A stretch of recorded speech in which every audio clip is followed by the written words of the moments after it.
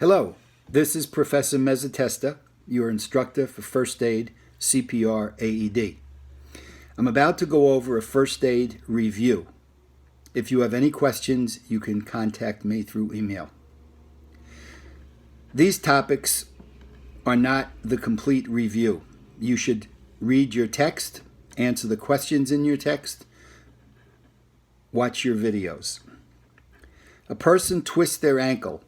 You apply cold, do not walk on it, rest it, and check your text on all of these for further information.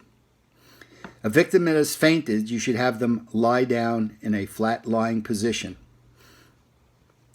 Animal bites. Immediately wash with soap and water. Refer to your text in reference to other things that you may do. Assessing the scene. This is very similar to surveying the scene.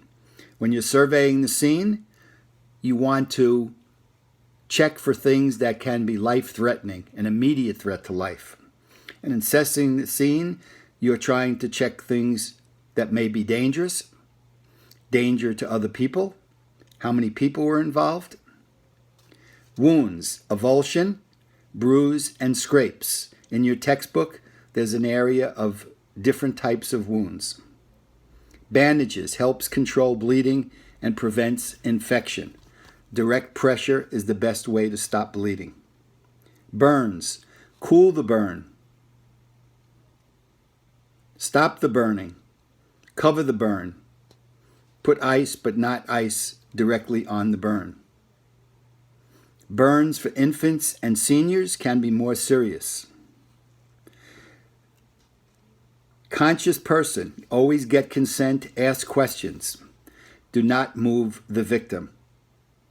CPR with someone that has been poisoned, use a pocket mask. If you have to do mouth-to-mouth resuscitation, don't put your mouth on the victim's mouth if they have any poisons. Diabetic emergencies,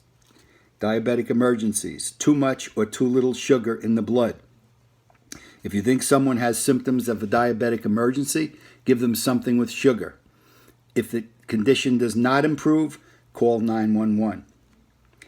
Disease transmission, obviously very informative as of this date. Washing your hands, at least 20 seconds. Avoid contact to blood. Use PPE. Do not discuss anything with co-workers. You must keep things private. If someone is allergic, you might have an EpiPen available that is only for the person that it's intended to. You could inject it through clothing. The injection stays in for 10 seconds, and then you rub it for 10 seconds. Frostbite. Do not use hot water. Do not shake. Do not rub vigorously. Gently massage and warm gradually. Glass in the arm. Control the bleeding. Call 911. Anything that's embedded, do not remove it. It may cause more damage. It's better to bandage around the dressing, around the wound, and get the person to the hospital.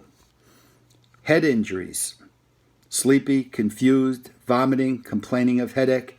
Headache may be a neck or back injury. The main symptom of a heart attack, pressure, pain in the chest. Heat exhaustion. Do not force anyone to drink. Have them take small sips of water. Cool them down gradually. Heat stroke can be life-threatening conditioning. Temperature may rise. Call 911. Minimize movement if someone has a head, neck, or back injury. Hypothermia. Warm gradually. Remove wet clothing. Give warm liquids. Hypothermia, exposure to cold. Injured ankle. Always care for it as though it was serious. A large stick or knife into the body. As I mentioned before, leave it in. Call 911. Nosebleed. Lean forward. Pinch the nose. It usually will stop. If not, you may need medical attention.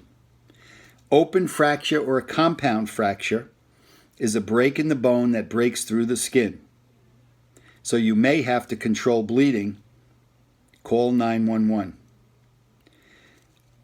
Poison control. The poison control center number is 1-800-222-1222.